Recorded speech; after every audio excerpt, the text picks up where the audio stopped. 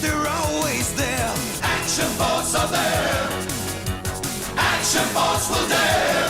Action Force. Now, your host, Joe Slepsky. Hello again, everybody, and welcome back to Joe on Joe. It's me, Joe Slepsky, and joining me once again is Michael Nie for another episode of Joe-Nie Loves Action Force. Michael, welcome back. Thank you. It's good to be back. Good to have you. This week, we've got some Transformers action in Action Force. For the first time ever for British readers, I will note that at this time, the Transformers G.I. Joe crossover had happened in the U.S. So had they wanted to, they could have, pulled from that story and reprinted it and made that the intro. But nope, they ignored that completely. Yeah, they didn't want General Hawk to be too much of a Lothario. That's right. So yeah, they created their own intro to the Transformers. So exciting. You imagine just being a young British kid minding your own business, thinking about how much you hate Margaret Thatcher, and all of a sudden, bam, transforming robots in your life. That's right. That's very exciting. So I can't wait to get into it. We also have just a brief little one-shot story that is a lot of fun, very reminiscent of kind of, I'll say standard, but I don't mean that in an insulting way, but some standard animation episodes, like the trope of, I got a buddy and he's in trouble and I got to sacrifice that you've never heard of, and I've got to sacrifice everything to save him. Like that's a fun adventure. So all in 5 pages. So strap it in, and we hope you enjoy this week. Let us know what you're thinking about Joe-Nie Loves Action Force. I'm gonna spit that out, by the way, in one easy mouthful one day, and it'll be in the last episode. Say hi on Facebook, Twitter, and Instagram at Joe on Joe Pod. Send me an email to joeonjoepod@gmail.com. Check us out on our Patreon, patreon.com/joeonjoepod. And also make sure you send a lot of love to our sponsors, the Movies in a Meal podcast. Michael, have you seen any movies this week? Watched anything? I am in pre-production on a movie that I will be shooting in July, so that means I haven't had a lot of free time. So I have not seen any films this week. But we saw The Bike Riders last night. Nice. I enjoyed it as a Chicago kid who grew up around a lot of that atmosphere. It's about a decade before I was born, but same remnants of it. Mm-hmm. It spoke very true. It was I enjoyed it quite a bit. Also enjoying The Boys this year. By the time this airs, that season should be done, but man, is it good. Yeah. On the animation side, not movies, but shows, I'm very much looking forward to The Caped Crusader. That cannot wait for that. That is getting pumped. Imminently dropping as we're recording this. So listeners, if you're of the like mind, those are the kind of things that they cover over at Movies in a Mill podcast. So give them a listen, Ben and pals. They're fantastic and help support them. Did you see? So this will be old news by that time, but this week they announced what the San Diego exclusive G.I. Joe Hasbro classified will be. Yeah, it looks amazing. It's it's the deepest of deep cuts, that they've really ever done. And for a classified figure, this is a big one. And you have to know, I've consistently been to Comic-Con because we don't live that far out here, and but this year, because of this movie that I'm doing, I physically cannot go to any of the days, and so for the first time, I got to figure out how to get this figure. So normally I just go down there. I actually don't know if it's one per customer, but I'll grab two. That would be. I'll grab multiples I'll grab as many as I can, and then we'll figure it out. I definitely in the past have been standing in line I need to find more people that just need help because getting some of these things. Well, because I oftentimes have not filled my quotas, and I'm not a seller or anything. So thank you, and if I can return it in kind. Totally. The other thing at Comic-Con the two things. Yep. Yeah. So there's this amazing action figure, and not to move past it, but the G.I. Joe ash can that they announced. Maybe you haven't seen this. I haven't seen this. So let's talk. Did you see the solicit for the Skybound G.I. Joe #1 that's coming out? Yes, I did. November 13th. I saw that. So you saw the cover with the patriotic Baroness on it. Yeah. Well, anyway, they're long before November. They're doing an ash can for that issue, similar to how they did an ash can for Duke #1. And, sure. And that'll be available at San Diego Comic-Con. I don't know the specific details, but I know there's Okay. 1,000 copies. It's going to be there. It's limited. Limited. It's got a big, star on it, and it's, I think, a foil cover. And, Okay, well, we're going to try hard to get that one, but I it was imagine that'll be tough. San Diego Comic-Con /eBay /one other online. So we'll see. That'll be tough, Yeah, but we'll try. We'll try. But it looks cool. But definitely, I think the Cobra Commander is very doable. I've been blessed. If he hears this, friend of the show, Jeremiah Stafford, he always goes every year, and he's got his like program down. He knows how to get everything. I didn't even understand what this lottery is that they do, how you get points to spend every day. So he was explaining that to me. Do you know about this? I don't know about the points. I just know about going up to the upstairs sales pavilion, getting in line to get your ticket, to then get back in line. And it's, something like there's points you can allocate. Okay. To get your place in line. And so every day, like, as a registered member, you get, I don't know, let's say 10 points. And so I really want that. So I'll put all my 10 points on that. So you get higher in the lottery, but I sort of want this, and I sort of want that, and I sort of want that. So you give 2 or 3 points to each of those, and then you fall in wherever you fall to get your time to go pick it up. Got it. Something like that kind of lottery, which is, sounds like that works. It's interesting because I actually kind of liked what they did last year. I like that you got a pamphlet and it gave you a code, and then you could just go order it. And they're doing it. This will be the first year in person since COVID. So I think that's might be why they do that lottery. Yeah, because it's more pickup instead of here's a code and leave. It's a little longer of a process of checking you out and that kind of thing.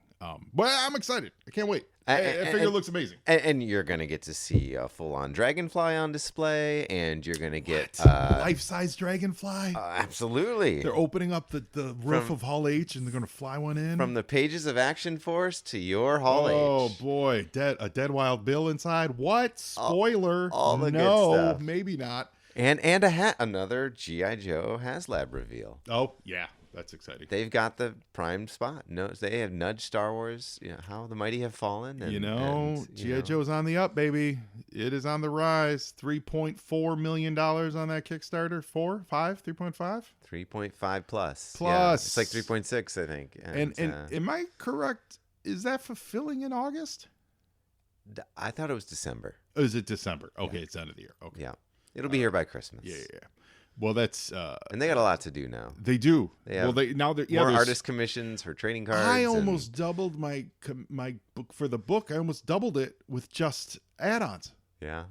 And I'm not getting crazy on the add-ons. I'm just like one of each kind of a thing, and it jumped up to craziness. I'm not complaining about anything. No, that's not a complaint. That's awesome. But that final stretch goal, like when they're like, the final goal, and it was funny because the last set of cards was Bazooka and Globulus, and, I know there's a lot going on with Cobra La and the Energon universe, and obviously this once-a-man Cobra Commander figure, but Globulus never appeared in the Marvel Comics run. No. So it's funny that he's part of this specifically issue 1 to 155 compendium, but so that was odd. And then Bazooka, of all things, like the final stretch trading card is Bazooka, and then of course they threw in Zap. But I was thinking a reprint of 155 would have been fun. Oh, that actually would have made a lot of sense because they had issue 1, 21, the special, and those are the big ones. 155 would have been a good way to go out, but. Again, they were saving that for $4 million. That's right. Yeah, that's $4 million. No complaints. No, it's amazing. Well, yeah, I'll say this. I'll put this out as a complaint. Okay, this will be a complaint. Sure, for everyone's you hot-eared listeners. Way too many front runners on those trading cards, man. All you people who voted for Roadblock and Duke, I love those guys. Don't get me wrong. Be very clear here. I love them, but man, do we need more? Roadblock should have been Road Pig. Yeah, do we need more pinups of the same photos of the same dudes we've gotten a million pinups of for the last 40 years? Like, do we need this? We don't. I don't think we do. No, we need Cool Breeze, guys. We need Cool Breeze. When else are we going to get Why Cool Breeze? not a Cool Breeze? How about a Tyrone card? How about Justice for Tyrone? That was honestly my only reaction to that. After they figured out the whole data mismatch thing, was like, man, like I love those dudes, but this is our opportunity to be like, here's the weirdest set of absolute randoms that no one cares about. Oh, yeah. and we get a lot of front runners in those packs. Yeah, so. we closed out with some major bazooka action. We got the 2 bazooka troopers. We got Yeah. Bazooka and we got Zap. Yeah, well, again, just a big close up of his mustache would be amazing. So I love it. Thank you all. Kind of like this first cover for of- listening. Very much like this first cover of Action Force. So let's talk it. Action Force issue 23. So this is kicking off. It was the beginning of August, 1987. And once we get into these, I know that you've already covered the annuals on your program, but I will say this: the very first annual is advertised throughout these issues. Oh, exciting! And it came out at the end of this month. Got it. So basically, we'll go through these issues. August and of then '87. I was 12 years old. What were you doing? I was only 4 years old. Were you 4? Okay. I was born in 1983. Yeah, sure. Yeah. So that's why, our references. Yeah. I think I mentioned to you at one point, one of my first action figures was the battle armored Cobra Commander, and like the '88 Snake Eyes. Sure. And so that year, I had to play catch up a little bit. Yeah. So I think I would have been just coming out of 87, 80. Yeah, I would have been getting ready to start 7th grade, which for us was junior high. The way school was back. It's weird. School's like now, like grade school is through 8th grade now, or something, or 6th, 5th through 8th. It used to make so much more sense to me. Yes, it used to be uniform. Yeah, it was 6th grade, and then you moved on to mini high school, then you did mini high school, and then you figured it out for 2 years how to like be okay. For the first year, I'm low in the totem pole. Next year, you understand what it's like to be high in the totem. Like that was a smart way to do it because it was a quick social change that you learn how to adjust really quick. And then you go to high school and you're like, well, I better take all those lessons I learned and apply them for the next 4 years. Now they're like, I'm in 4th grade and I'm a junior high kid. I'm like, what? You know, that's nuts. Yeah, I have a niece that just graduated 4th grade and is going to a new school, and I'm like, what? Are you? I was actually joking, but really? No, in all seriousness. Oh, that's crazy. So middle school, I guess, starts in the 5th grade. No, man, middle school, 6th grade. That's it. Yeah, that's it. Yeah, you go to 6th grade. That's the way it is. That's the way it should be. So I don't know, but I can tell you at the right age. So I was just starting 7th grade. Yeah, I still had giant thick glasses. I hadn't gotten contact lenses yet. I was starting to grow though. I was I would top like I would be 6 foot by the time in a year and a half, and so starting to be taller than every other kid. They were like, "You got to play basketball," and I was like, "I've never dribbled a basketball in my life," which led to me to fouling out of every single basketball game in 7th grade. These are the adventures of my life. This is where I was in '87, and I got the Buzzbore. And I got the Battle Armor Cobra Commander that year. I got the Pogo. Yeah. And I was disappointed in all of them. All of them. Well, what can I say? But you know who I loved? Raptor. Amazing. He was a part of that crew. Yeah. I loved Raptor. I thought he was great because he was kind of like a Batman villain. So make fun of me all you want. I used Crystal Ball. He would hypnotize people. I didn't know Crystal Ball was a joke until years later. Yeah. I did not have Crystal Ball Raptor, the real bizarre ones, you know, as a young, like Snake Eyes was awesome. Hit and Run was amazing. Version 2, Storm Shadow.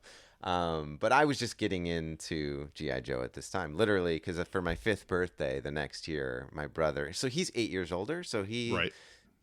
He was pulling me along. Yeah. So he was very much, he had the Ram cycle and the original Colonel Hawk figure with the MMS. Yeah. And those were some of his first toys. And so, I have him to thank for really just throwing me into things early. And he gifted me with, it had been out for maybe a year, but the G.I. Joe, the movie, for my 5th birthday in 1988. Yeah. And we played that thing to death. And I loved that movie. And August of '87 would have been when I would have seen it because I think that's when it came out. Came out. I know it came out in '87, but I Yes. think it was like that's when kind of hit our, because it was never in theaters and so hit the video store. So I probably would have seen it around this. Yeah, he picked it or up. at least been even made aware of it. It was a KB Toys like clearance purchase, so he could gift it to me for my birthday in 1988. But from that moment on, so this was like around the time that these were coming out. I was just getting into it. Okay. And Well, had you been living in England, you would have learned a lot about heavy metal and his rich friendships with Trent Lyon, Tony Lander. Yeah. Tony yeah. Lander. Yeah, it's true. It's yeah. true. So, well, this cover. So we'll knock this one out, and then we'll jump Yeah. to the other ones because this is really a one-off. This cover's great. It's Drawn by Will Simpson. Will Simpson, who I knew that name sounded familiar. He did that DC vampire book Vamps. He's worked on a bunch of American stuff over the years. Did a bunch of Judge Dredd stuff. Talented guy, really talented actually. I like the interiors a lot. This cover is Titled He's Mad. He's mad. This dude is mad. He looks it's a Cobra Trooper with the mask up, and he's holding a toxic gas canister. Really great close-up on his eyes, really bugged out eyes. 100% reminiscent of like the Scarface adventures in the early issues of G.I. Joe. Yeah, great like green bubbly poison coming out the top of this thing. The canister really close up to the camera, so like you get perspective things going on. It's fun. It's a really good cover. Yeah, I mean he's sweating more than Billy was when he had his failed assassination attempt. So much sweat. and you got to figure like, why are you sweating? If you're committed to the cause, man, what's there to sweat? Like I'm sweating if you strap me to that toxic canister and I don't want to die. Mm-hmm. That's when I'm sweating. If I'm committed to the cause, what's the sweat?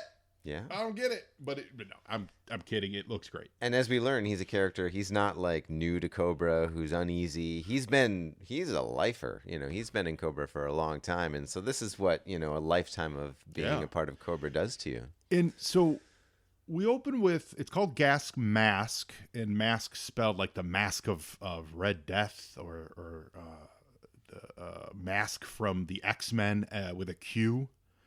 And there's a guy in a Cobra outfit, but he's not wearing his helmet.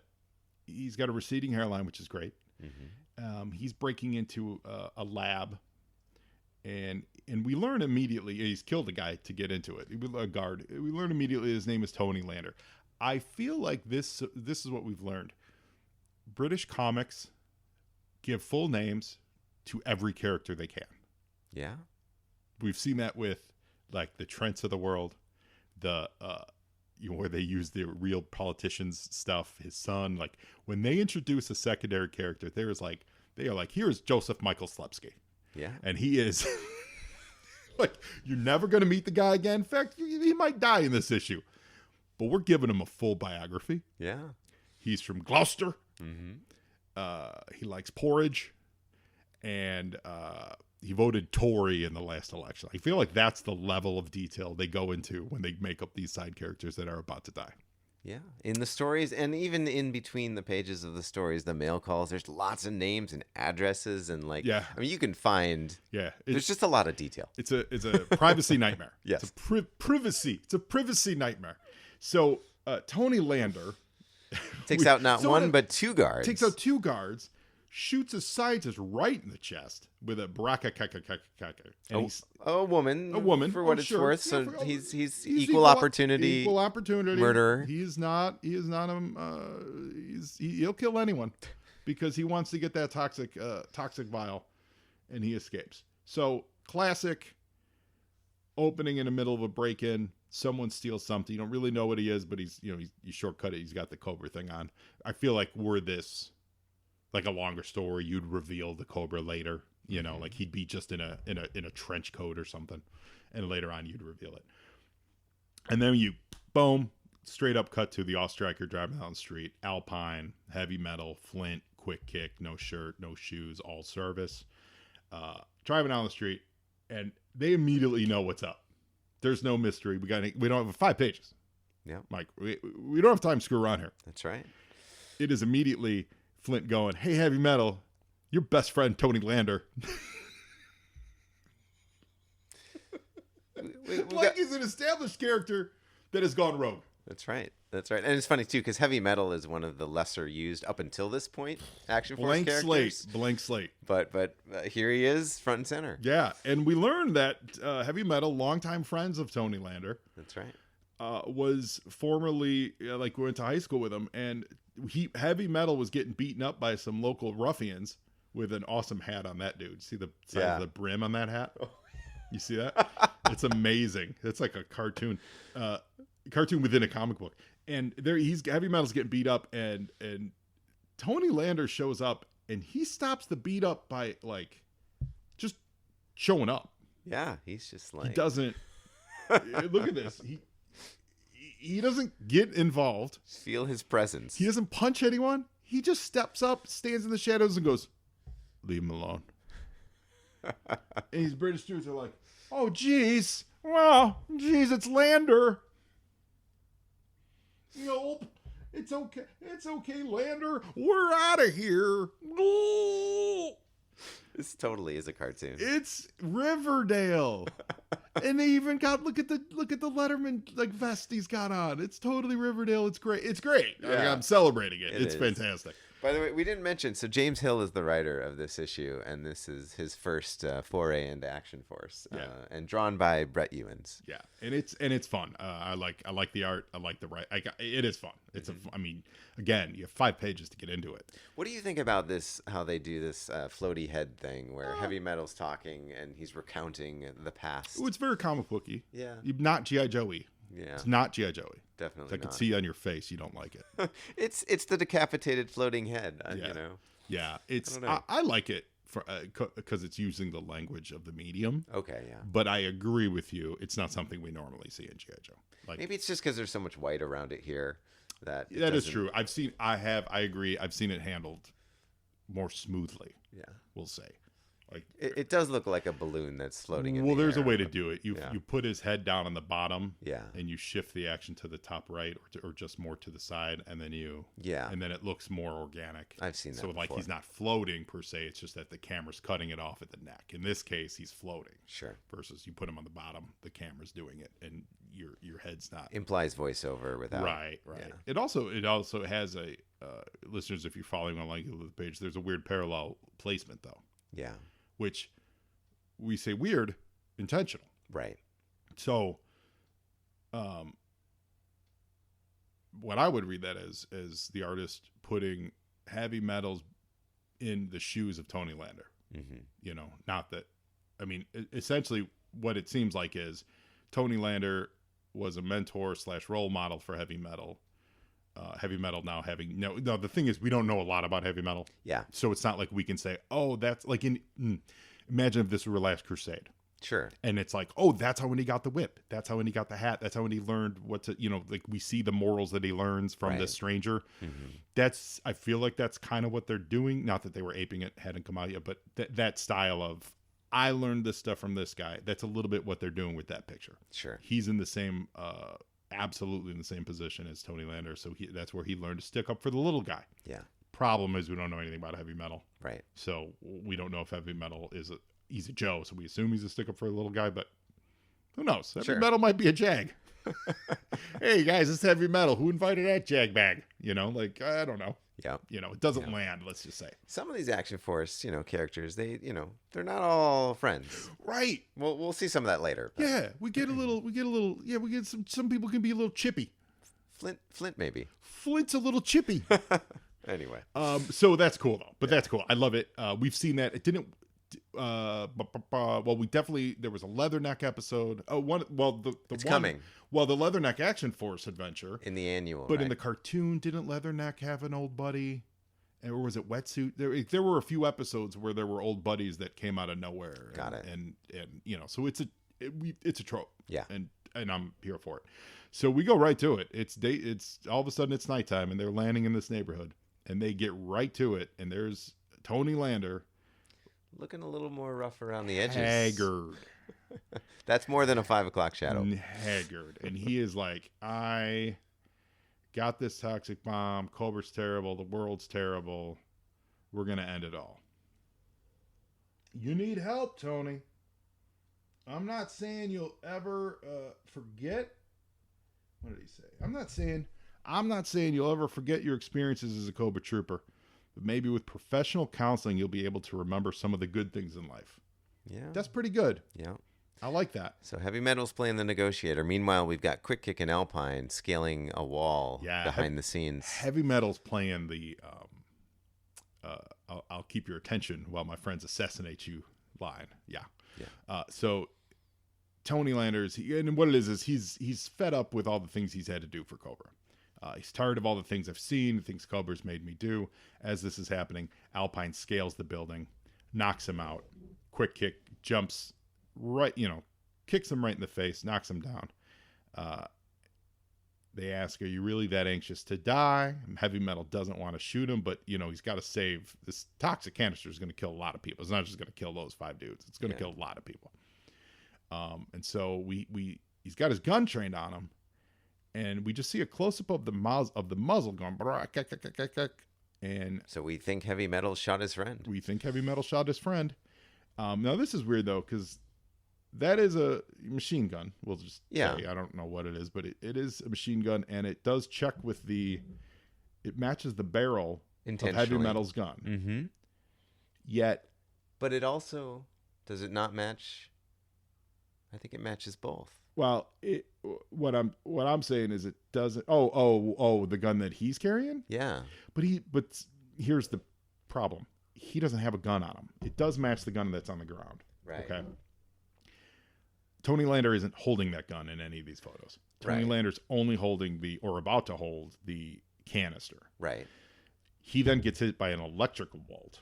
Oh, got it. That's what I'm saying. Got it. That's a little more like there's electricity hitting around the body. It's like a zap. It's a zap. Sure. And it appears to have come from Destro. Now he is holding a smoking gun, so it is obviously they're saying it's Destro. It just doesn't. Their desire to make us think it was Heavy Metal, cheated to get there. Yeah.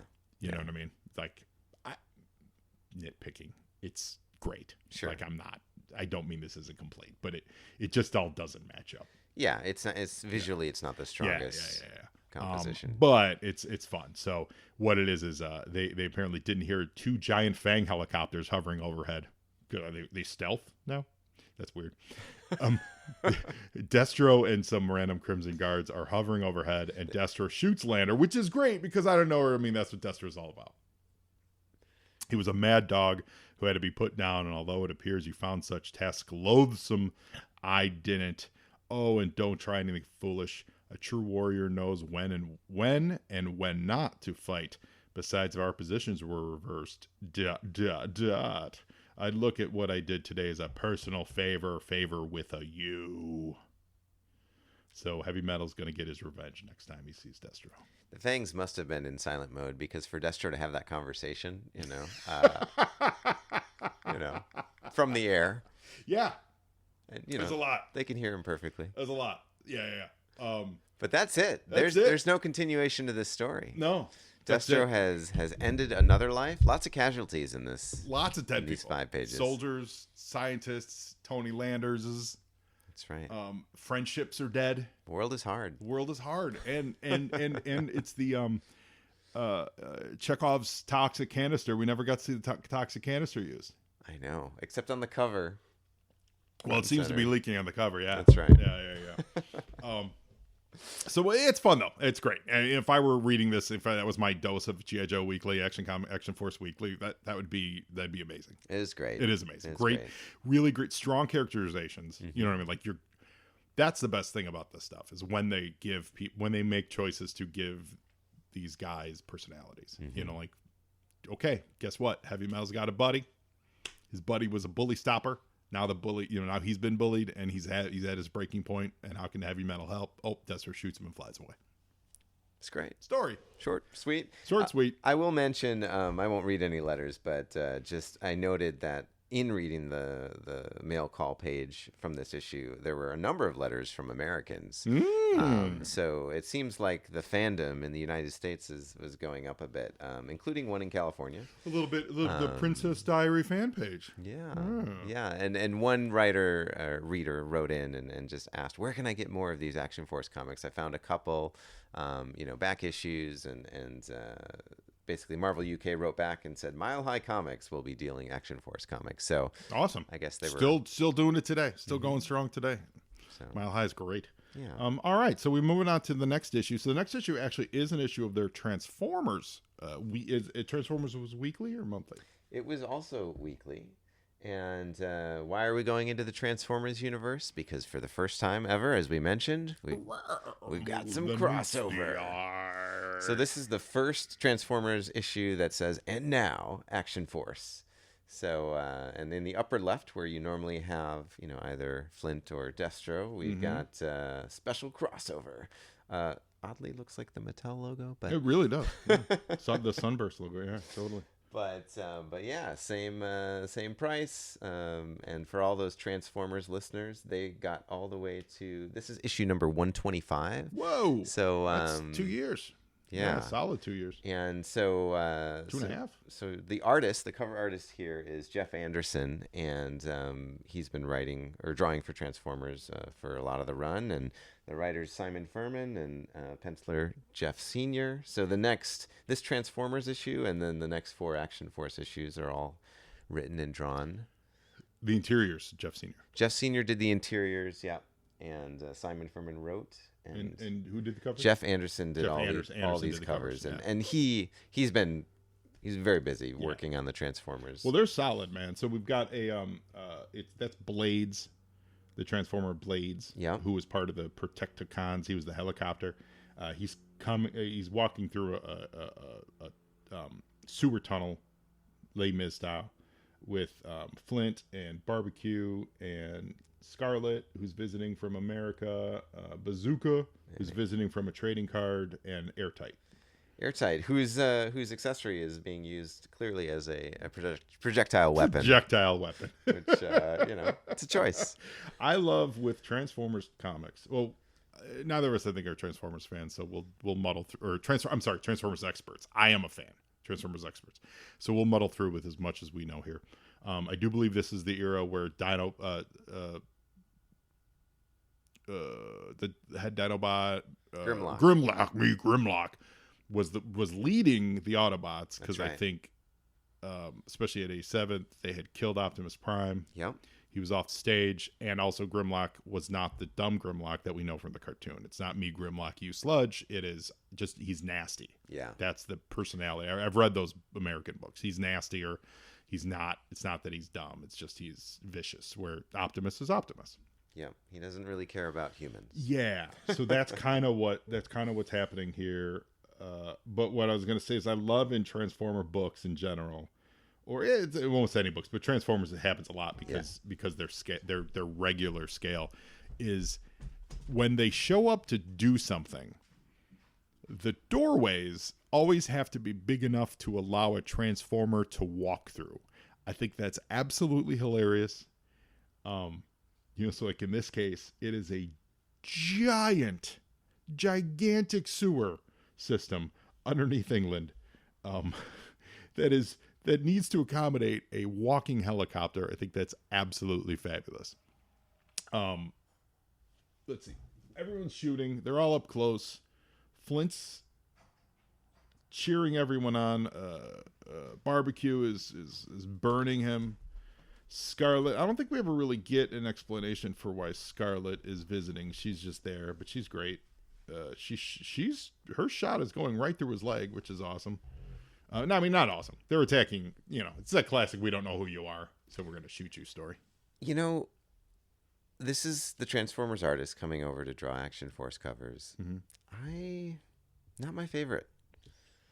Look at Flint, Flint's face is weird. Yeah. It's not handsome. I would say that. It's not handsome. Flint's always handsome. He's not very handsome. He's very pugnacious in this picture. Yeah.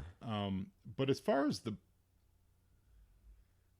body work, I like it. Okay. I think there's a level of detail that I dig there.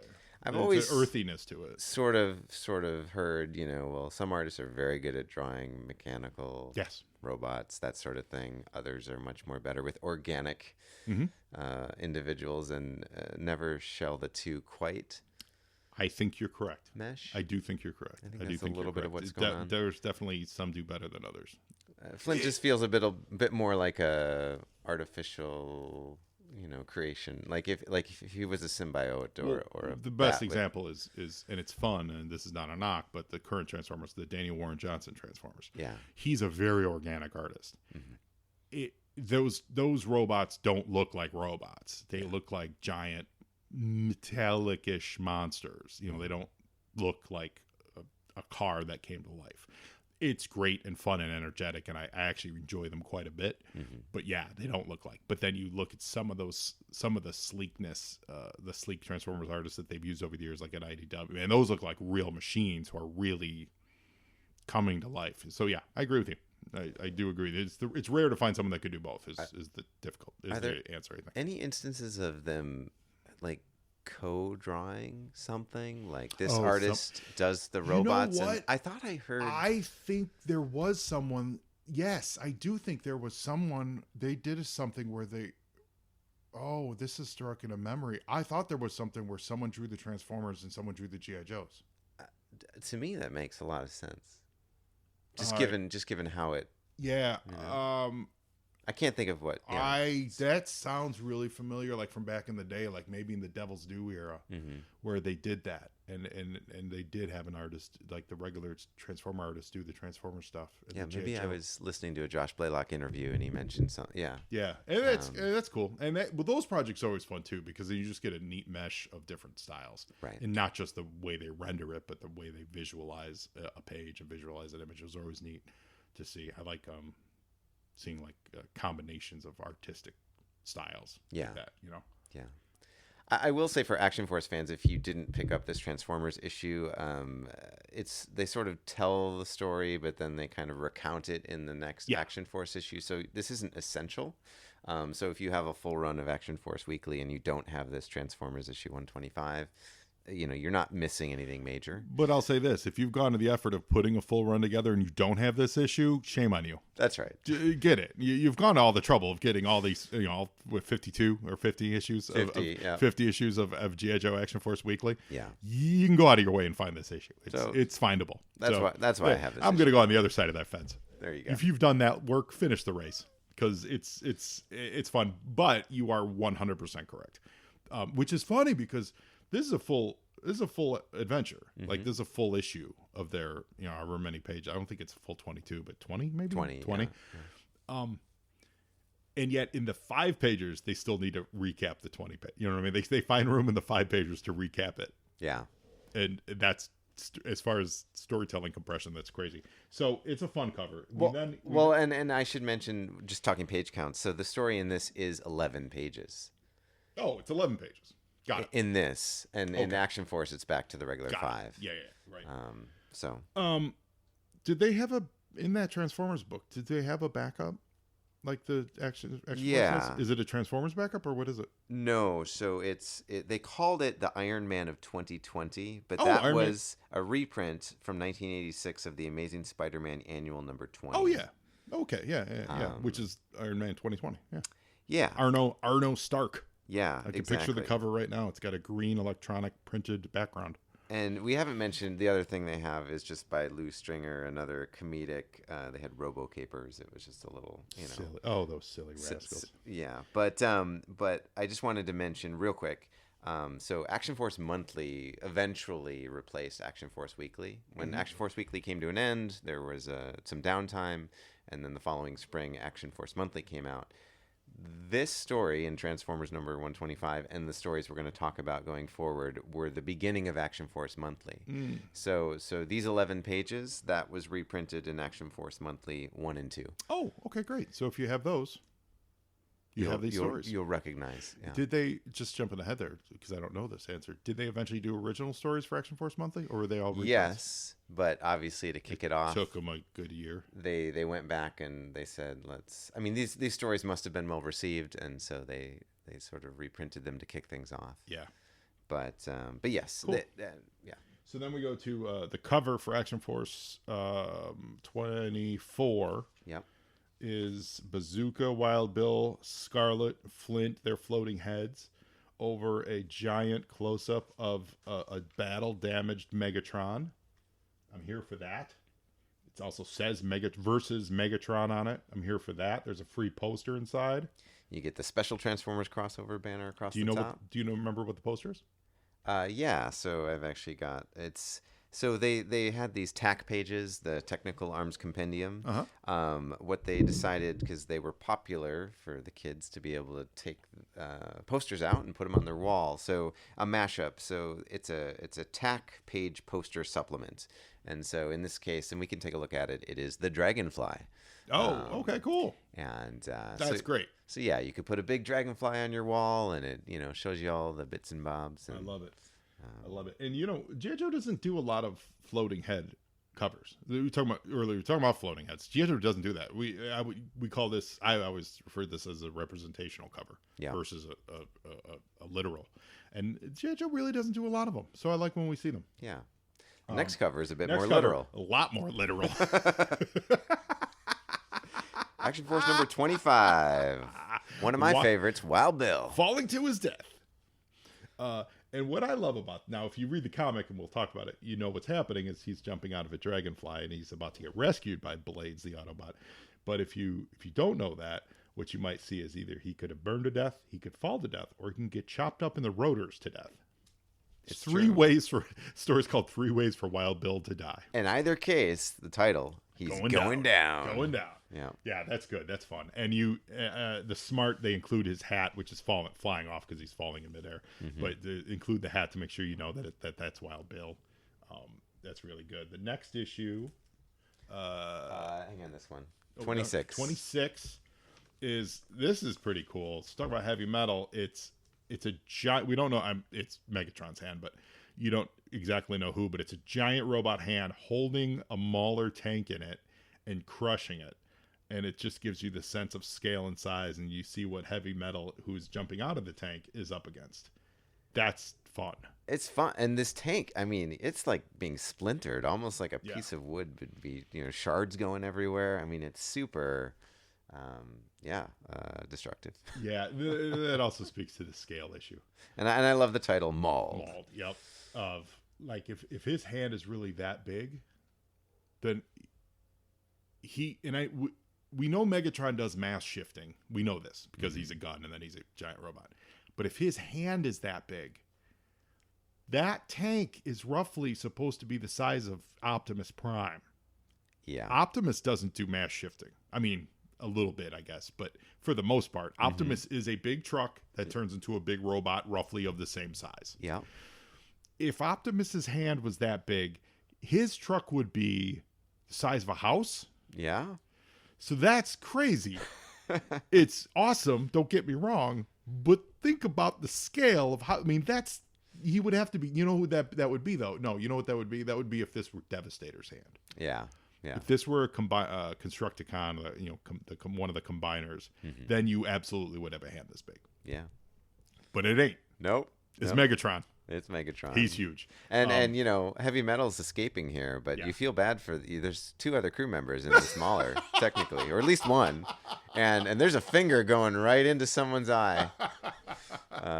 We got dead green shirts, everybody. We do.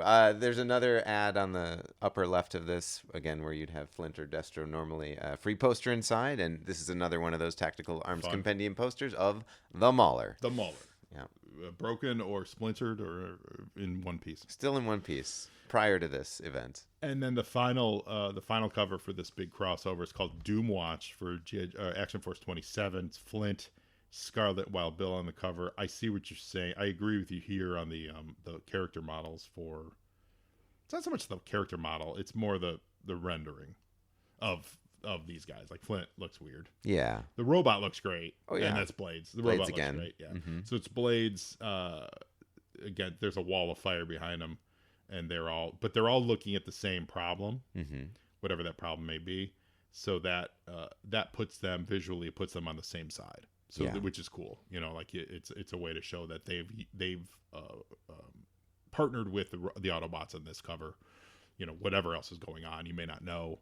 But that's saying they're on the same side. They're also showing their back to him, so they trust him, so they're not enemies. Versus you go back to that first cover, they're facing, obviously they're shooting him. Yeah. That's a big tell. But they're also facing him. You know what I mean? You could see the actual damage. This is one of the classic ways you put the enemy off camera, and you have them all look at the same thing, and then you know that they're on the same side. So are you the reader, the enemy? Always. If I'm gonna nitpick about the size of Megatron's hand, I think I am. Title of this last cover: Doom Watch. Doom Watch. And I will say, I love all these not all. Most of these covers have their own title, and then the story has yet another title. And the story is called Ancient Relics. We're gonna get into it. Yeah, 5-parter. 5-parter. It's a big one. So we open in London. These are those giant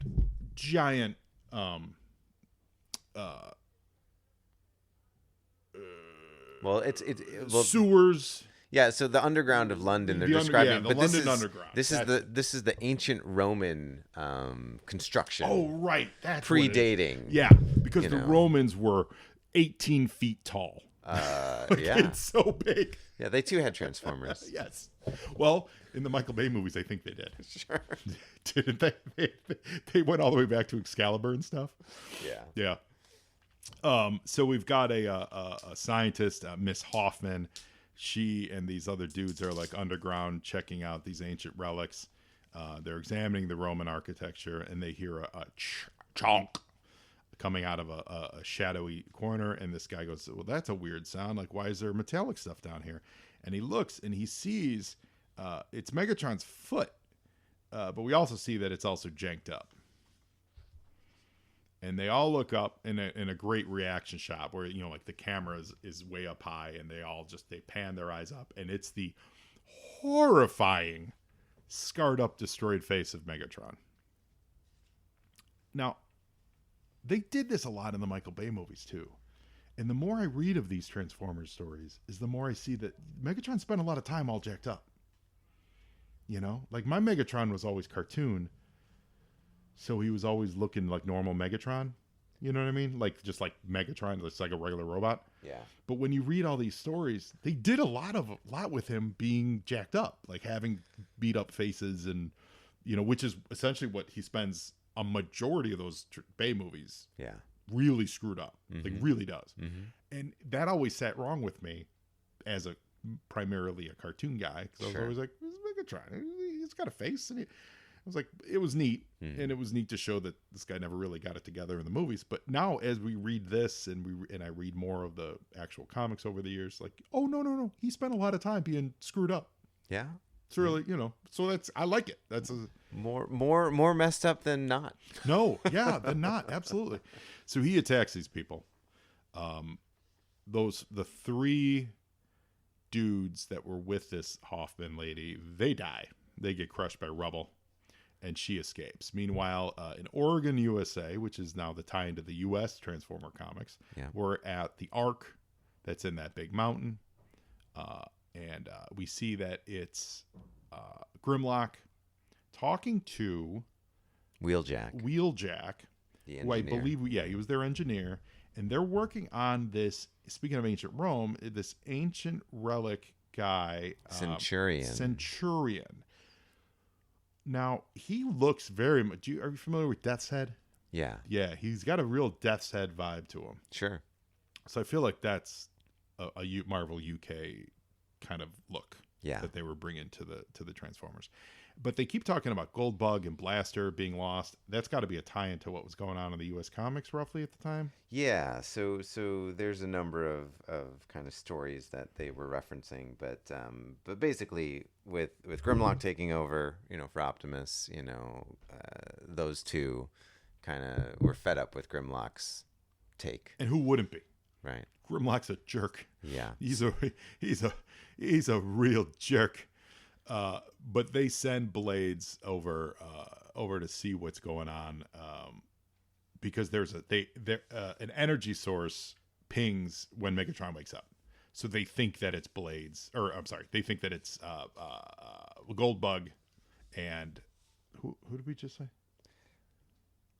Blaster and Goldbug. By the way, Goldbug was Bumblebee revamped when they revamped his toy, so they thought they'd make him Goldbug and people will like him better. Then at some point in the course of things, they realized everyone liked Bumblebee. Goldbug was stupid, so he went back to being Bumblebee. I'm sure Matt Kyle would slap me for that brief, probably incorrect explanation of it. I'm sure my cousin Alicia would also slap me for that, who's a massive trainer. They know all this stuff. It's amazing. But that's kind of my understanding of it. Yeah. They were giving him an updo. He became Goldbug for a little bit, and people were like, "Hey, Bumblebee was pretty great," and so they went back to Bumblebee. So they Megatron waking up, they think it's their guys, so they send Blades over to London to check it out. And we see that Blades also is not very amenable to Grimlock's leadership. Yeah. He's thinking Goldbug and Blaster might be onto something. Yeah. Maybe I might join them, he says. Yeah. By the end. Grimlock's got us, we should be fighting Decepticons, but Grimlock's got us hunting down our fellow Autobots. Why don't we just let those dudes do what they do? Let them Autobot. Yeah.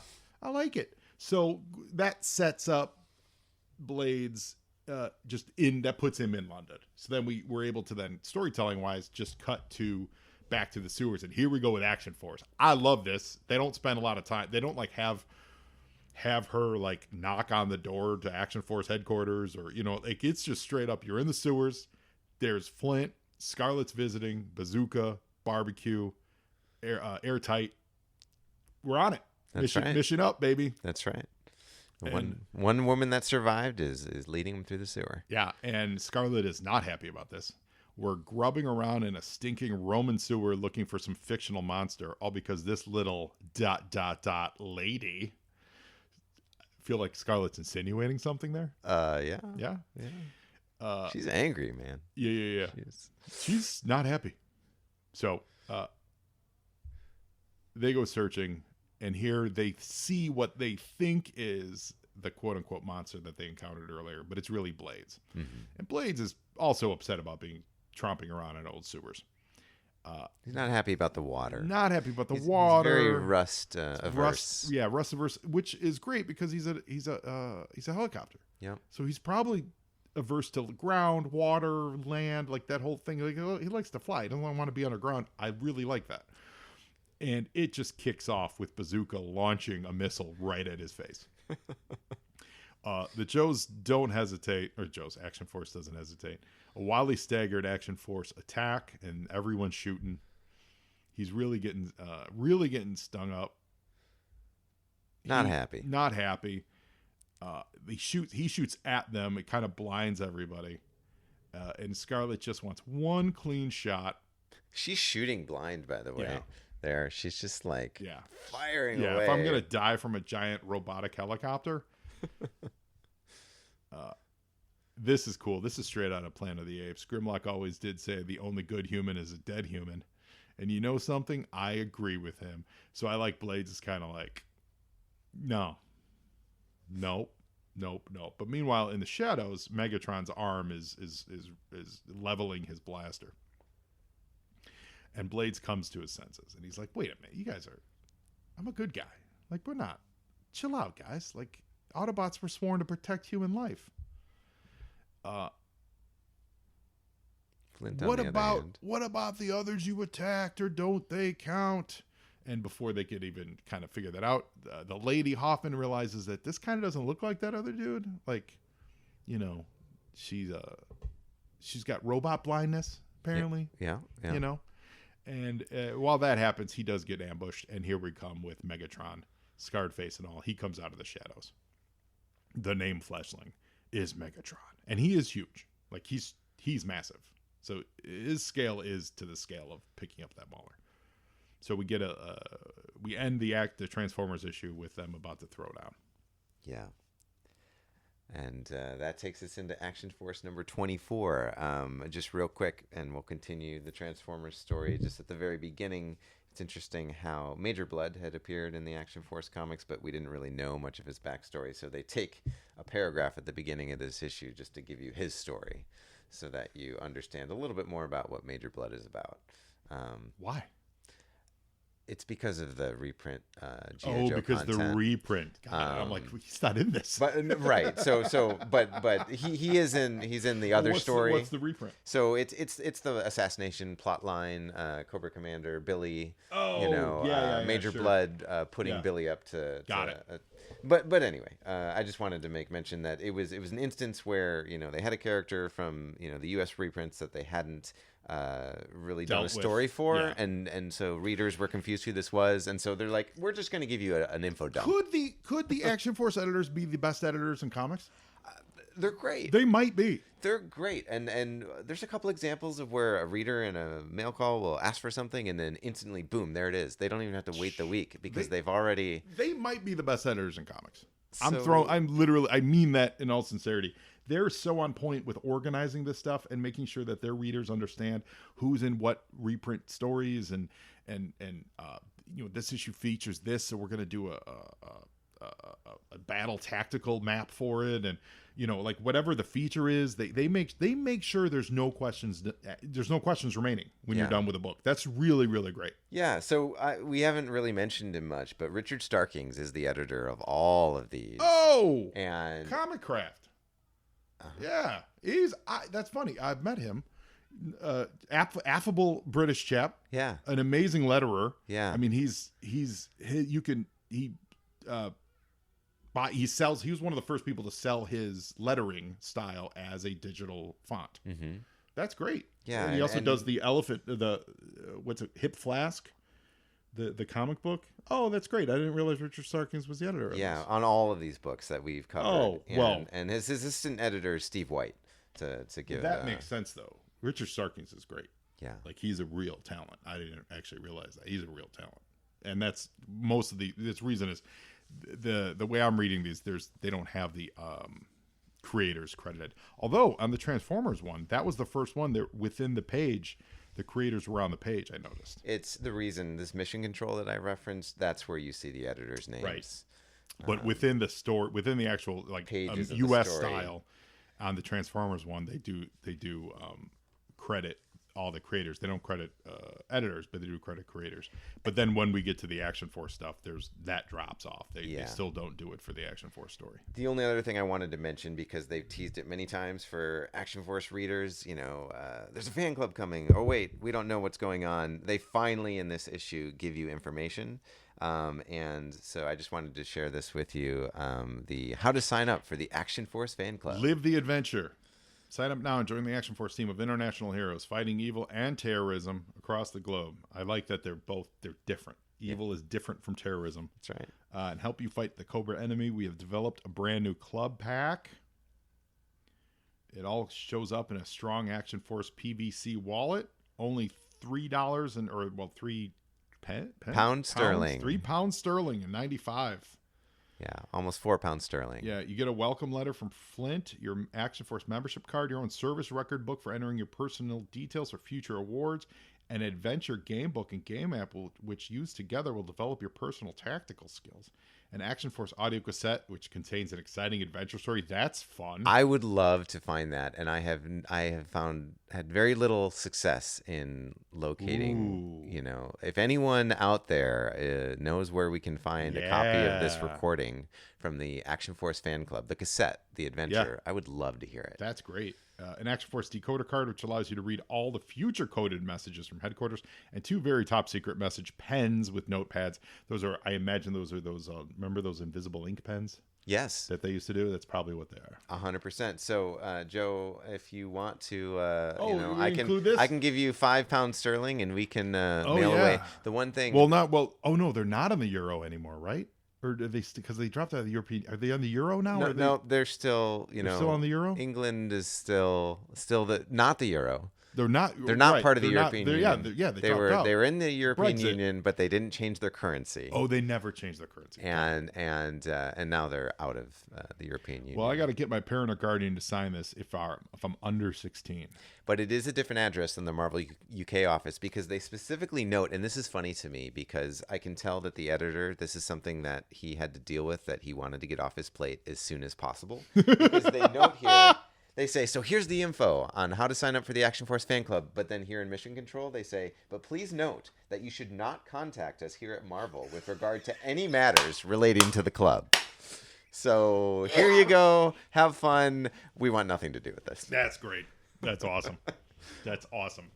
Back to our So story. yeah, back to the story. I'll tell you what Action Force doesn't want to have anything to do with is Megatron, because this picture of them fleeing the scene is awesome. It is picture like a worm's eye view. There's a doorway that they're all running out of, a blackened, behind it is darkened and shadowy, you can't see, but it's all the Joes and this Hoffman scientist completely running, arms flailing, absolutely heading towards the camera. And then the next is a half page wide shot of Megatron. The camera's basically tilted up now. Yeah. So it's like the Bursting camera through the camera archway. stayed exactly where it was, but it just pointed upwards. Yep. And you see the scale of this giant robot coming through the archway, chasing after them. That's a really great. That's great storytelling. It's a wonderful shot. And they are, when I say running, their legs are Full extension. full extension. That's what, you know what I mean? Like that's, Hyper extended. yeah, as they that's a great way to show fly how frantic these people are. It's really smart. It's a wonderful way to show how frantic these guys are to get away from this three-story tall at least robot. Yeah. By the way, we looked at the cover where it was just, Megatron's face and Action Force versus Megatron and then the floating heads.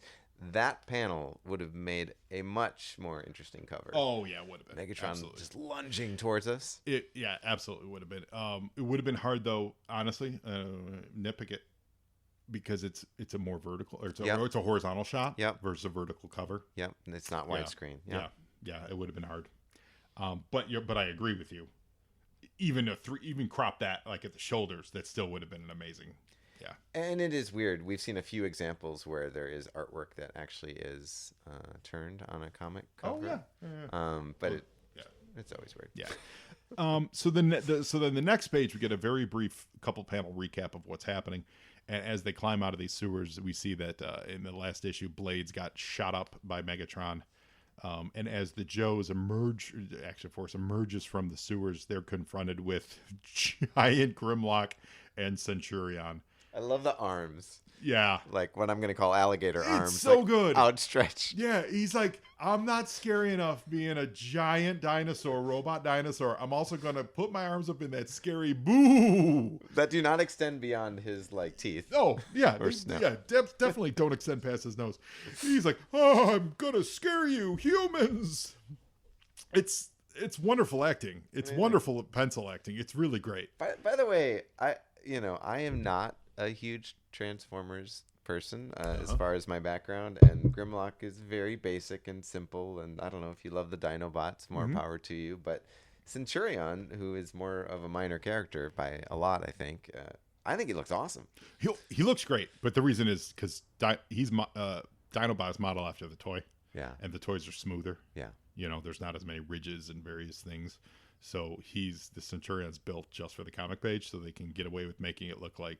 He's got shades of Simonson's Manhunter on him. Definitely Death's Head is a huge influence on it. I love this spiked. There's shoulder pauldron. You couldn't do that on toys back then. Now you can. Sure. But back then it was smooth because they were also, remember you don't remember because you were a child. They were trying to make it like they were real dinosaurs. Like not robot dinosaurs, like they were. So it's really toy accurate, and they were very simple. The chest popped open to the side, and the head flipped over, and the legs, the tail flipped up. Like it was pretty basic. Have you tried to transform a transformer today, like the G.I. Joe Transformer ones? The Thunder Machine one. I need instructions now. Yeah, it was. I used to be able to figure it out. It took a while. They're really complex now. It's a huge compliment because it's really smart engineering, but they used to be a lot easier when I was a kid. Optimus's transformation, super easy, really great, super easy. Not anymore. They're wildly delicate. we had a few Transformers growing up because my brother obviously had them, but thank you for the education. Oh, they were very hard. I did have a full Constructicon set. Those are pretty cool. I was always making Devastator. We had Soundwave, and so I was always playing with the cassettes. And, cassettes are the best. So we see that Grimlock and Centurion showed up because Blades led them to believe that he located a Transformer life signal here, but all they're seeing are these humans. But then very quickly, Megatron bursts out of the ground and is like, "I'm gonna get you, fleshlings." What? Autobots?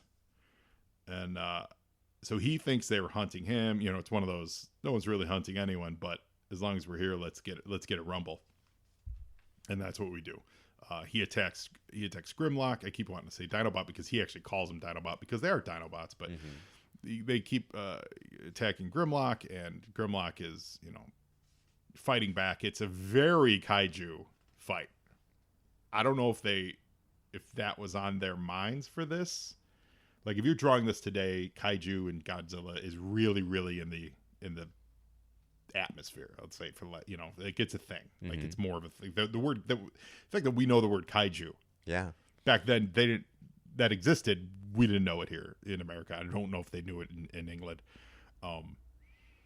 Obviously, Godzilla movies. You know, it was a thing. Yeah. But I don't know that they're playing it up here.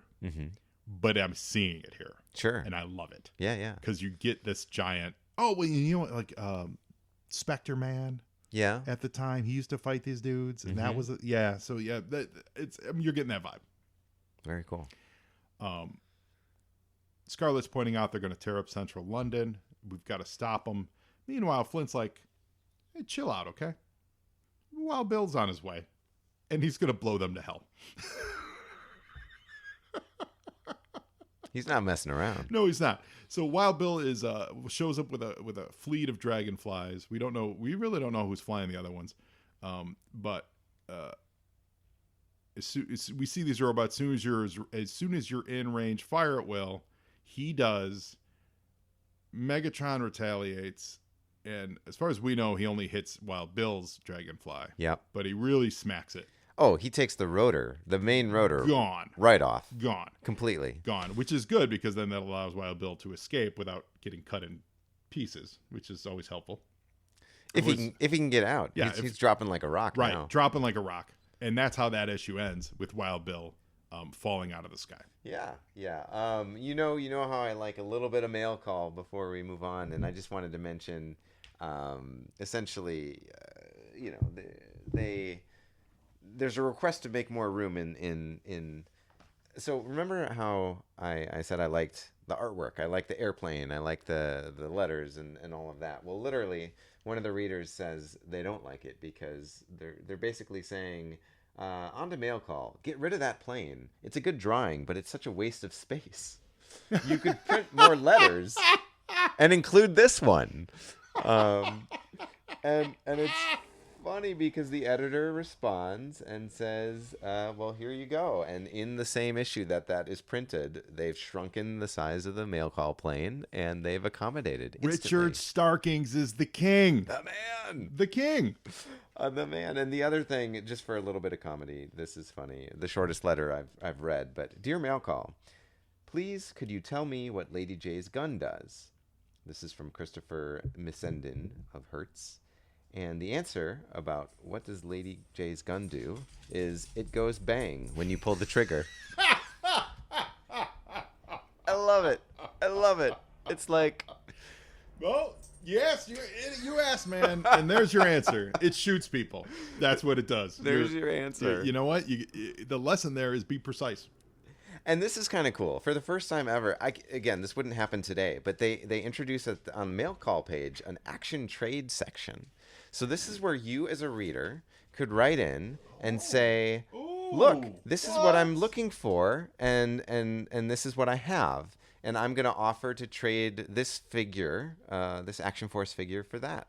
And they give you, again... That's really cool. The name and address so that you can contact... Holy cow. Do we write these guys letters? I mean, you could at least ask, did you ever... Yeah. Did that trade ever go through? Yeah. Okay, hold on. So I have so much... I have so much correspondence I need to do here. Sure. I have so much correspondence I need to do here. Yeah. I just... full-time job and overtime. But for example, wanted Snake Eyes and Flint with weapons. I'll swap Zartan and Swamp Skier with weapons. Contact Chris Parker. I should. I have a friend who's over in England and Scotland right now, literally right now as we record this. Oh, okay. And on vacation. I should type these letters up, email them to him, and just say, dude, drop these in the post. It'll probably save me $50 in mail. Oh, yeah, absolutely. So, well, that's great. So the next issue opens up with it's not so much which I like this a lot. It's not so much a recap of what we've seen, although certainly there is some of that. It's more of a recap of what we didn't see, which is as the Joes erupted from the sewers, what happened to Blades? And Blades came out of the water. mm-hmm. So we again see that he dislikes water. He remembers that the Joes attacked him, and then the Megatron showed up and hit him in the back. This is the best kind of flashback. It really is. It's the flashback from the perspective that we weren't following, Right? Because it always adds more. And you could just retell exactly what we saw, but you could also give us a little bit more information, which is what they're doing here, and I appreciate that a lot. We get to the second page. It's Ancient Relics Part 3. We get a fun splash page with Megatron shooting at the other dragonflies while wrestling Grimlock, with Centurion leaping into the fray. Wild Bill's dragonfly is exploding and falling to the ground, and Blades is just emerging from the River Thames to witness all this stuff. Like there's so much going on in this picture. The only thing missing, and isn't a knock, is like if you were to draw the Joes somewhere really tiny in the background, The Action Force. they're the Action Force. Yeah, if you were to draw them in the background, that would be the only element of this that you're then not like, I've now set the table literally for every player in this game of where they're at. Mm-hmm. And at that scale, I understand why you wouldn't really achieve much, because they would just be dots, because of the scale of all the monsters involved and things like that. So we see Blades sees what's happening with the dragonfly. He transforms into his helicopter form, and he goes to save Wild Bill. So we think he's going to save Wild Bill. We hope he's going to save Wild Bill. Wild Bill leaps out of his dragonfly. Blades yells, "Hey, human, jump." I will never understand, it happens in cartoons all the time, how a helicopter can rescue anyone falling from the sky. Yeah. I don't understand it. I don't get it. I don't buy it. I never bought it as a kid. I don't buy it now as an adult. And we thought Alpine's physics were incredible at the Eiffel Tower. And then was it Quick Kick we were talking about? This, I think, takes the cake for the most acrobatic. It is. Impressive. Wild Bill. Defying now, of all physics and gravity. What must have happened is as Blades got there, picture Blades flying regular, to the ground, like horizontal with the ground. As he reached where Wild Bill was falling, he must have flipped to the side, rolled to the side. Wild Bill then grabbed his skid and whooped himself. How you could do it, I have no idea. Wild Bill's not he's not a ninja. He's not, I think he is now. He is now. So Wild Bill grabs the skid, and then so what the image we see then, it must be the right after that, where he then reverted to being normal. Yeah. Otherwise, Wild Bill's dead. Yeah. Were I doing this live action, what happens is as Blades gets closer, an arm transforms out and grabs Wild Bill. That's what happens. That's how I tell this adventure. Makes as sense. he goes, he half transforms, grabs Bill out of the sky, and then transforms him back in. But I get it.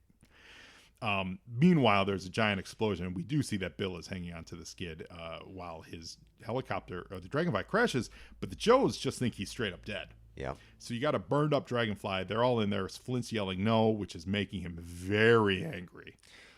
And he wasn't just another soldier, Scarlet. He's another name for the Action Force Memorial. He was a friend, you understand? A friend. He calls the Maulers in. 3 Dragonflies aren't enough. We're calling in 3 Maulers. Heavy Metal, get over here. Yeah, I don't know who's driving the other ones, but Heavy Metal's in the lead. And we get the Kaiju fight is still going on. It's a pretty good wrestling match. It looks pretty great. The Maulers show up, and they just start blasting both of them.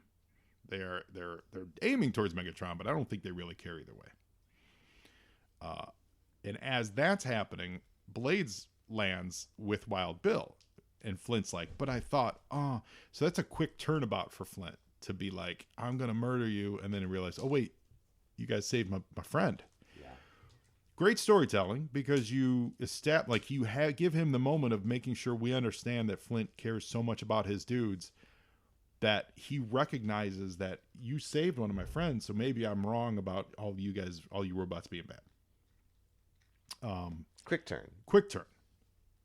And the Maulers aren't going to stop Megatron. They're just going to make him mad. So we head into part 4, where this is now Megatron has, he's crushed these Maulers. He's ripped the tops off them. He's flipped them upside down. Grimlock is defeated on the ground. He's a tired dinosaur. Megatron's using the Mauler as like a weapon, like he's going to he literally throws at the Joes. This scale is more appropriate. Yeah. This is not the Mauler fitting in the palm of his hand. This is him having to use 2 hands to pick the Mauler up over his head. And he throws it at the Joes.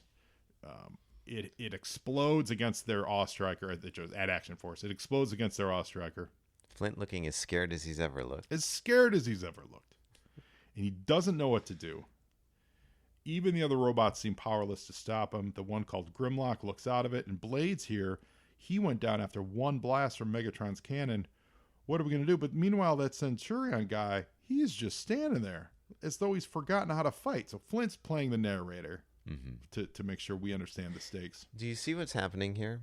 So the first page, Megatron is remembering. It's from his point of view. Yeah. The second page is Flint's point of view of the same events. That's cool. And so now on the third page, and this will continue, we're getting Centurion's point of view. That's great. So there's symmetry amongst all these pages. I like that a lot. And and each time they remember, it progresses the story a little bit. Yeah. So he remembers how effortlessly Megatron beat him. And that was in Transformers number 70, 76, 70. I can't. What are my eyes? 7. Well, it's either a 6 or a 0. To be honest, I don't know. It looks like a 6. 76. 76. So he's having flashbacks of that. He's a helpless joke, he thinks. What was it? Wheeljack called me an ancient relic. He sees the Joes helping each other, but they're about to die for Megatron. He sees Grimlock picking himself up. What's he going to do? And then Grimlock remembers. And Grimlock then picks up the story, and he attacks Megatron one final time. Yeah. And they end up in the middle of a natural gas field. He rips Megatron's gun off of his wrist. Yep. And then now Wild Bill is remembering. The final Now Wild Bill is remembering. He's having flashbacks to Vietnam. Yeah. And an adventure, an experience that he had there, where they pulled 6 of their men out of a hellhole, but he wanted to go back for the 7th, but his commanding officer said no, that they would never make it out alive. So they had to save the 6 they had to lose the 7th in order to save the 6, or actually rather lose the 8th because he would be the 7th in order to save the rest of them. So it was 1 life for 8. And that's what the choice that they're getting faced with now. Flint calls in a massive airstrike. They figure they're in the middle of the natural gas field. When that thing blows up, it'll take out Megatron, but it will also lose Grimlock. So Wild Bill says, don't let Grimlock die. Now, I don't know how Wild Bill knows who Grimlock is. It's a very good point. He joined the fight midway, got blown out of the sky, and saved by Blades. It would have made more sense to me had it been Blades. Yeah. Oh, wait, no, I'm sorry. No, I take that back. Because it's not Wild Bill saying it. I 100% wrong there. Although that was it was a fun observation to make. 100% wrong. Got it. There's a jagged. Oh, it's Blades saying. Yeah, it's Blades saying it. Yeah. So I take that back. But that's good. Comic book language. I just missed it. I visually missed it.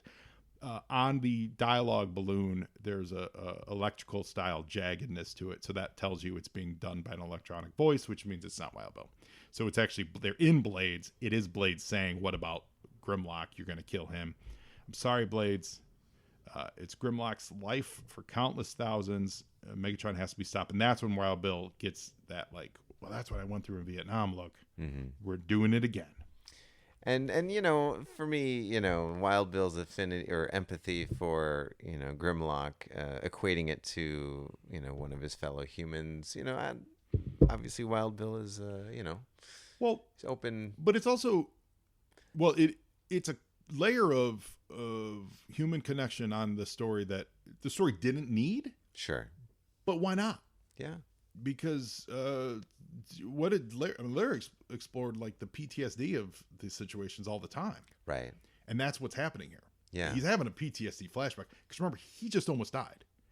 So Wild Bill's just had a near death brush. Yeah. He's got to be like freaked out because he thought he was going to die. So this brought up that PTSD from being in Vietnam. I get it.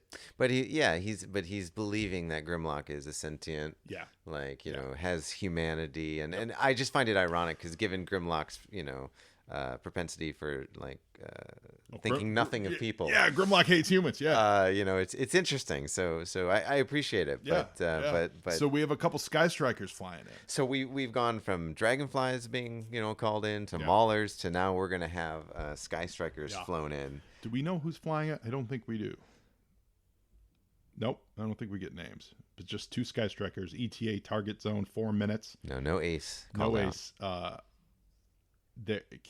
How Grimlock feels about being a sacrificial lamb here, and Wild Bill calling it murder. I sat back once before in Southeast Asia and watched as a man's life was sacrificed for the greater good. This time I'm going to do something. And as they're talking, he says, "What about you, Centurion? You're just going to stand there and watch as those jets blow the hell out of your leader?" And you probably are. Seems like watching is all you can do. So Wild Bill is really ginning up these other Autobots. And what's wild here, no pun intended, is basically what he's saying is, don't let that guy die. You should go die. Yeah. Yeah. Because we were just applauding Wild Bill a moment ago. Yeah, but that's essentially what they're setting up with this story. I couldn't wrap my head around that. Yeah. They're not saying find another way. They're just saying don't let the popular Dinobot die. That's right. Because he's needed for future stories. That's right. So Megatron is kaijuing fighting. The Centurion comes rumbling in, which it's all very fun, big robots punching each other stuff. Mm-hmm. They drag Grimlock out. Blades does. Out of the fray, yeah. He says, okay, that's Grimlock safe. Now Wild Bill goes, but what about Centurion? And Blade says, I get the impression from what he told me that Centurion won't be coming out of there. And Centurion has a smile on his face. As he has a purpose. As he has a purpose. He gets a purpose in life, and that purpose is to go kaboom. And take Megatron with while him. Megatron falls into the Thames. Yeah, they both. So yeah, they're both on fire, flaming together. And nothing could have survived that. That's what they say. Nothing could have survived that. It was more than just friendship that made Centurion take Grimlock's place. Our own engineer, Wheeljack, called Centurion an ancient relic. So it wasn't just friendship. It was also peer pressure.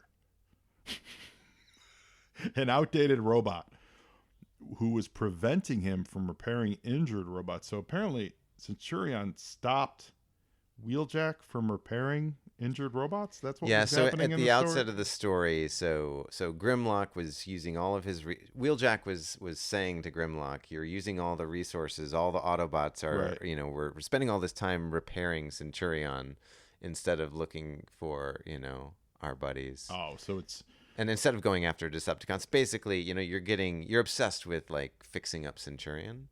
And so Centurion was saying, I'm distracting all the Autobots from what they should be doing. Oh, because of I Grimlock's. read this as somehow like this was a story point that was in previous issues of Transformers where like somehow Centurion was saying to Wheeljack, don't heal those guys. They're battle, they're warriors.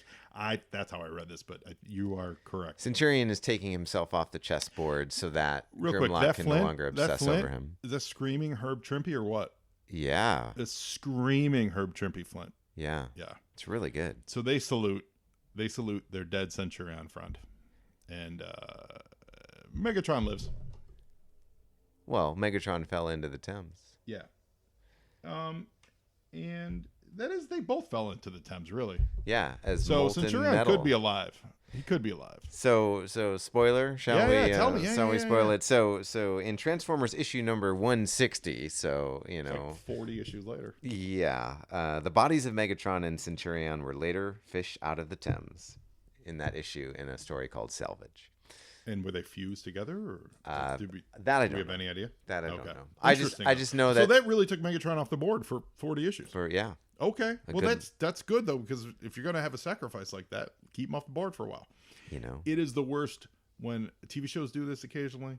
Like they spend all the time ramping up how important it is for something to happen, and then like you lead a whole season up to it, and like this person's leaving the show and I'm out of here, and Yoda's gonna go train with Luke, and Baby Yoda's gonna go, Grogu's gonna train with Luke, and we spend an entire 10 episodes leading up to it, and then they start the third season and you're like, Grogu's back, baby. Yeah. So you get Dinobots dying and Centurion's dying and Megatron's got to die in order to protect everybody, and then he's back 3 issues later. That would have been terrible. Yeah. Talk about lowering the stakes. To So nothing. good. I appreciate that. I appreciate that very much. What are you about to read here?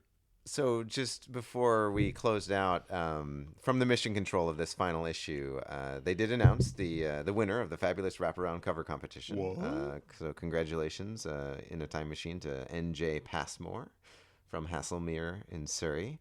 But this is what I wanted to focus on. So if you remember, there was a reader who wrote in mail call and saying, "What's the name of Shipwreck's parrot?" Oh yeah. And you know, our editor said, certainly not Polly. And so they have a bit that says, "Name that parrot." So somebody won the competition, but there's a bit of a snafu. It says, it was in Action Force 19 that Ryan Hunter asked for the name of Shipwreck's parrot and set in motion one of Action Force's greatest competitions. After much deliberation by a panel of avian experts, one name emerged as a clear winner, and that was Seasick. So it's kind of fun. Dubbed by the readers of Action Force. I thought you were going to say something like Ringo Starr. Like Ringo Starr, big Action Force fan. Oh, that's great. I like Seasick's hard to say as a character name, but I kind of like it. Shipwreck and Seasick. I kind of like that a lot. What could have been. That's a lot of fun. It says, but, and this is a big but, the winner did a combat Colin, that's the comedic strip in Action Force, and forgot to provide his or her name and address. And without this, how can he or she receive the magnificent prize of Shipwreck and the aforementioned Seasick from Hasbro's Action Force toy range? Well, to set this situation to rights, we'd like Seasick's patron to send their details to us here at Marvel. But this is not as easy as it seems.